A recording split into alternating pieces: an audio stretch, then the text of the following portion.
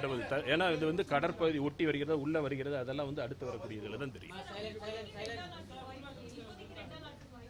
இப்பொழுதுக்கு நம்ம ஒன்றும் கொடுக்கல. ரெட் அலர்ட்டுங்கிற வார்த்தைக்கு இங்கே இதில் இல்லை. காற்று, மழை, கடுமழை இதை பொறுத்த விவரங்கள்லாம் வரும், அடுத்து வரக்கூடியது சொல்லுவோம். 27, 28ஆம் தேதி மழை, 29ஆம் தேதி 30ஆம் தேதி வாக்கில் மழைக்கான வாய்ப்பு இருக்குது. அதை பற்றி சொல்கிறோம் தொடர்ந்து.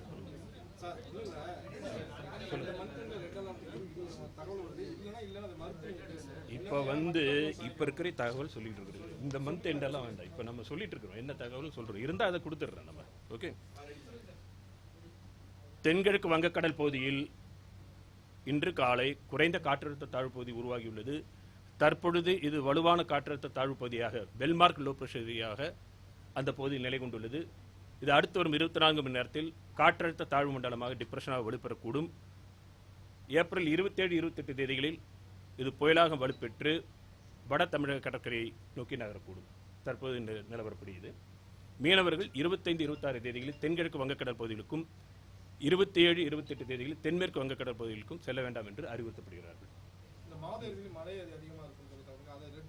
அதாவது இதுக்கு இந்த புயல், இந்த காற்றழுத்த தாழ்வு பகுதியானது வலுப்பெற்று புயலாக மாறி அதனுடைய போக்கை பொறுத்து கடலோர மாவட்டங்களிலோ உள்பகுதிகளிலோ மழை அளவு எப்படி இருக்கும் என்பது அடுத்து வரக்கூடிய நிலையில் தெரிவிக்கப்படும்.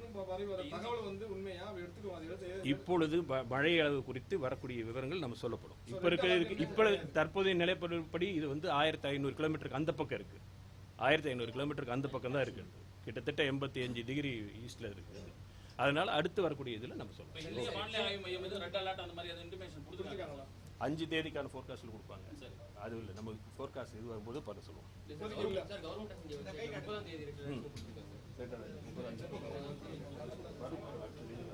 மாற்றங்கள்